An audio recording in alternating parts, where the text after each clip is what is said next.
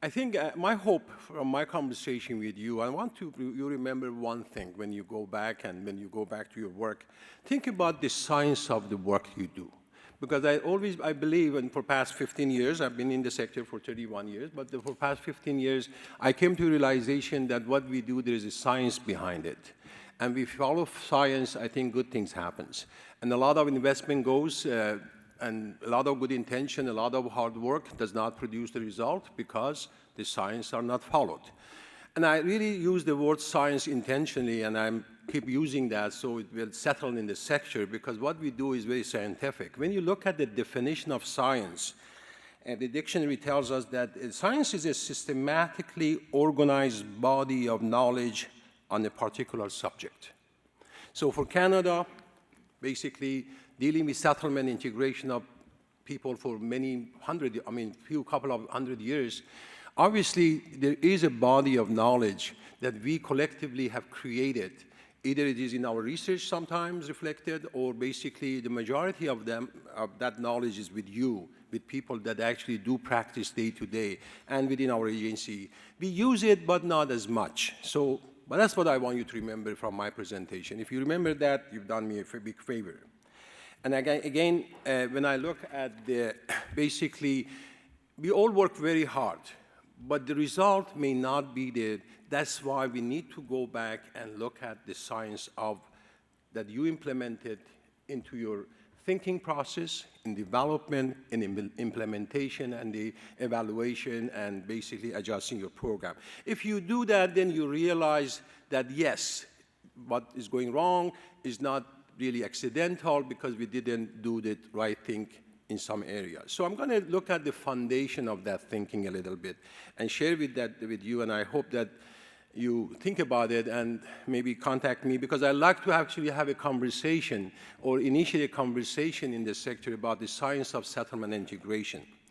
So for us as an organization, responsibility as a sector, maybe funders, our really main responsibility is to lay a foundation, to create a condition. Look at all the other products that you use day to day. There are good products and there are not so good products. People have the same factory, the same machinery, they pay people, they go there, they go even through the same process to produce that product. One comes like an iPhone, and maybe some other product of the cell phone that may not be attractive. Not that they didn't want to produce the best iPhone, the best cell phone, but because of the process, because of the science that went through developing that from design till basically sell was not followed. One that follows that actually does better. So creating condition is a job of the board and senior manager in every organization. Doesn't matter if you're a settlement, is a university, you're a pizza shop, doesn't matter. Creating condition is something that I want you also think about it. You cannot produce good product in a bad environment, in an unhealthy environment. And people come and I see organizations or businesses that they have high staff turnover, they have conflict, they have issues, and they claim they do a fantastic product. I don't believe that, because it doesn't work that way. So laying that condition, creating that condition is something that I think as a CEO, as a senior manager, as a board, as a funders, I think we have to pay more attention to that. So once you really lay down the condition, and I don't want to go into more detail because I don't have time for that, but definitely I'm sure that you all know what I'm talking about. If you go to work, you enjoy it. You want to do it well. You take ownership. You have ability to change things. You have ability to share things. You have ability to make mistakes and not to worry about it. These are the conditions, some of the characteristics of a good condition for success. But when it comes to design and basically thinking about program, there are a number of things that we have to think. We were even asking for funding or even going for that, because I think we have to really separate. One of the problems we have, a lot of programs are designed because there's a funding there, and that is very unfortunate. And I come to say, I think the agencies or organizations that have capacity beyond funding, they're in much better position to do well. I was having a conversation with one of my board member maybe 15 years ago, and we were looking at our organizational chart. I mean, I work for organization. We have over 300 staff, 16 locations, so it's quite complex organization. My board asked me, if you had money, what other position you would put in your structure? I said, I really wanted to hire somebody to do nothing, just think. Just think. Just go around, sit there, look at us, look at people, they come to our office, look at people when they go, and just think about it. Because usually this is a job of us, CEO, and CEOs are not really good thinkers. They are more doers than thinkers, most of us, because we don't have time to think. The senior manager, the same thing. So thinking process is amazingly important in even initiating something. So going through a little bit of doing my presentation now, but I want to remember this, the science, the condition, and the thinking process that goes into the programs. So really to have a program designed, in a manner that follows the science, one of those, I have listed some of those here, and you can add to those yourself, and I'm sure you can come with the better terms as well. One is to really understand who are you dealing with. No other institution in Canada deals with the clients as diverse as clients that we deal with. Every individual have a different journey to come to Canada. They go through a different process of mental and physical to settle and integrate. So when you have 20 people in front of you as immigrant and refugee, they are all different. So if the police department wants to train 15 people, it's very simple. They get people that are 6 foot tall, they have a high school, university graduate or high school. They are very much unified. They are the same people. With us, is not. Every individual, because immigration is an emotional thing, is a mental journey more than a physical journey. So I think for us to understand, to do something, to produce a product that would help them, we have to have a better understanding of our clientele. We think we know who they are, but I think if we spend some time to study, then we learn that we don't know that much. Then we have to really see what environment they are in. Because first of all, our physical environment, Calgary versus Edmonton versus Windsor, they're different. But it's more than that. Even the environment that they live with, the family, where they came from, and what are the ambitions, what are the fears, what are their hopes, those are the things we have to really grasp, have a good idea. Otherwise, we won't be able to do a good job in designing a good product to help them or to assist them. And then look at who can you engage. You need to engage people actually they're going to contribute to a program. Unfortunately, we are in a sector that we are in, people talk about partnership.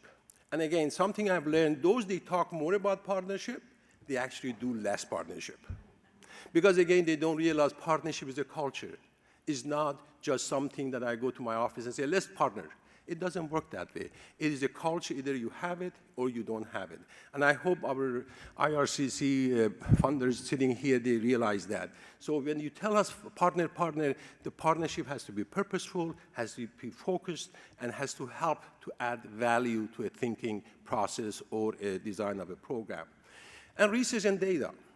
Again, we are in a very fortunate time. 20 years ago, we didn't have that luxury. We have now. We have lots of data. You have amazing data in your office, in your statistics. Look at them, study them to see what are the age group, what are the education, who are we dealing. At least that data is available. And again, IRCC provided some information about the open data set that we can access now. That's amazing. Use it. Build that capacity. And basically managing expectation. We have refugees coming with 7 kids, and they are basically illiterate in their own language, and we are worried about when they're going to get a job. No, that's not the right expectation. They can do so many other good things, but the focus is if they don't get a job, then there's a failure. So those are the kind of expectation we have to really identify the right expectation. And you have to develop capacity beyond the funding. Save some money here and there because you need it, because you really need to start thinking, developing a program that you feel is going to work, but funders may not be interested, or maybe they don't even think about it, and I can come with a number of examples that describing that situation. So these are the things I wanted you to remember. As you heard, amazing program. Thank you, Vicky, for really doing an amazing job, and the whole group that actually coordinated this work to understand the desirable practices. We all do amazing job. Every program, every organization does amazing job. Again, going back to them, I think what I was impressed with the process, they looked at the science behind this program. And if they followed the science, obviously, it was something good that they could talk about it. So there are two programs I'm going to talk very briefly about. One is called Cultural Broker Program in Calgary. Actually, all the credit has to go to my colleague here, Amanda Koyoma, that actually she was the designer, she was the lead person in that, and some of the things she did was quite untraditional, and I give you some of those. One of the things, when we had 45,000 people coming to Canada as refugees, again, not following the science, 4,000 of them came to Calgary. 74% were children. That is almost, I mean, under, let's say, 10, we're probably 40% under the age of 10, 12. So that was about 20,000 kids. But we knew that these people come from a very stressful situation. They came to a very unfamiliar environment, and they had really a lot of barriers and challenges. That science shows us these kids are gonna have a problem. The family in stress with 7, 8 kids, they don't speak the language, they don't have enough money. You don't have to be that smart. We know that they're gonna have problem. But do you think that our Family and Children's Service in Alberta, they sat together and say, now we're gonna have these kids all together, about, I don't know, 8,000 came to Calgary. Now we are potentially will have about 2,000 kids that are gonna be in trouble. What is our plan? No, they don't do that. And that is what I'm saying about the science of it. We don't follow. It's not only us, the whole, every institution has to follow that. So we got a lot of issues. We got a lot of issues. Not we had a lot of issues, the community had a lot of issues, the police had, the Family and Social Services had a lot of issues. And then they came to us and they said, we want to do something. And then, again, my colleague, Amanda, she actually took the job. They put a call for proposal. We put call proposal, but we did it differently this way. We said, this is not, we have issues with that because some of that problem is our problem, but most of that is your problem. So if you want us to help you with this, to design something, you have to have full participation with us.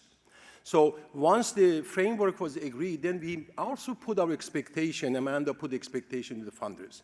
We asked them to come and sit in a room with us to develop logic model. That was the first time we did that. And first they were reluctant a little bit, but we were very persistent. We said, no, you have to come and do the logic model together because it's not our program. Our program is everybody's program, is your program as well. So I think some of the practices that we went through, Amanda is here, you can talk to her or you can visit. And the head of the Family and Children's Services one day told me, Fariborz, we should have done this program about 25 years ago. And I think in Saskatchewan, they tried to do that. I only got 2 minutes, so obviously I don't have that much time. So these are the things that you can go to our website, you can look at those websites, you look at what we do. Again, the mechanic of it is the same as you've done, or you do. That following the science step by step is, I think, something that my team, led by Amanda, was very persistent, and we followed, is fantastic. I mean, look at the research. There are research done, there are studies done, there are evaluation done, reports. You can actually have access, look at it. It's very, very impressive. And also, again, a few other things that you can also get it from my, there's Amanda. What's happened? What? Oh, that's the video. Okay. So these are some of the things that we want you to look at. Now we're going to go to video. Yep. CCIS Cultural Brokerage Program was a response to Children's Services calling themselves out in 2014 around not being great working with immigrant families that were in care, engaging with the child welfare system. They wanted to be better, but they weren't exactly sure how, so they put a call out to the community to say, this is what we're trying to do. What would you recommend? The focus of child welfare is child protection. And it's not to tear families apart. It's to look at whole families, and in fact keep families together is their impetus. So they didn't. I think their mainstream practices weren't applying to newcomer families, and so they needed to figure out how to adjust. And we built a program designed based on our knowledge and our expertise and what we were seeing in the community. And we created a team of 11. So there's a program coordinator, a community outreach diversity liaison, and then a team lead, and then 9 brokers who are co-located at child welfare offices around the city with high immigrant population density. The cultural brokerage program outcomes and results are measured on an ongoing basis. The cultural brokers collect information from families as they're working with them, so a lot of that is sort of demographic information. We also keep track of information around that children's services involvement, so is it at an intervention level, is it at a prevention level, that sort of stuff, and also some of that background piece around why children's services might be involved with a family. So whether that's a specific protection concern or whether that's a secondary concern like an addiction or family violence.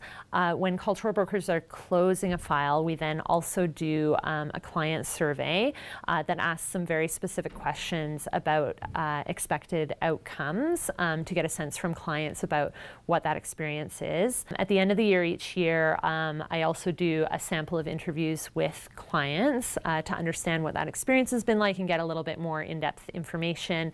I do a sample of interviews with children's services frontline staff and management to understand what their experience is with the cultural brokerage program, and I usually do a focus group with the cultural brokers themselves to hear about how their practice is changing over the course of the year and what they're seeing with their clients. The outcome and evidence information that we collect from the cultural brokerage program gets used in a really wonderful way as a feedback-informed practice. So as we learn things about the program actually changes on an ongoing basis. For example, a couple of years ago, we had a lot of evidence showing that some of the main concerns for families were around family violence. In response to that evidence that was coming forward from the data that we were collecting, the cultural brokerage program approached their funder to have another specialist position added to the team so that they would have somebody who could advise specifically around family violence issues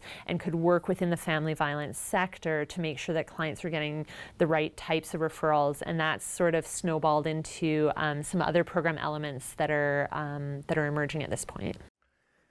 One of the things this program has actually done is has reduced so much the court time, so much police work, so much, and what they basically the structure is that 10 staff that they work for us every day. They go to the 10 family social services office in Calgary and area, and they are part of the team. Again, it has its own challenges, but has been extremely successful.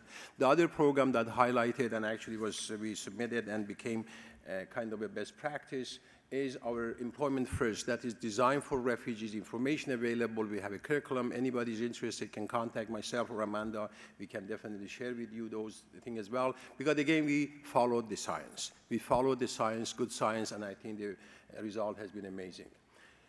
And again, as I said, there are challenges when you do, but that flexibility, that ability to really change when you think the change is needed in your methodology or delivery methodology, I think that is the key. So I don't think I have that much time left, but I want to show you actually, when I asked somebody in my office, the lady who does the good thing with putting things together, so, and I don't know how she got hold of that picture, but I was kind of, this is 33 years ago when I was a refugee, and I was working with the refugee myself. So you can see me there. I had a lot of hair, and they were all black. And that young boy is my older son. So actually, and I'm really involved with most of those people. That kid that he got his head out, he's actually lives in Sydney, Australia. He's became a business person in Sydney, Australia. He actually, if you go to Sydney, you go to the Opera House.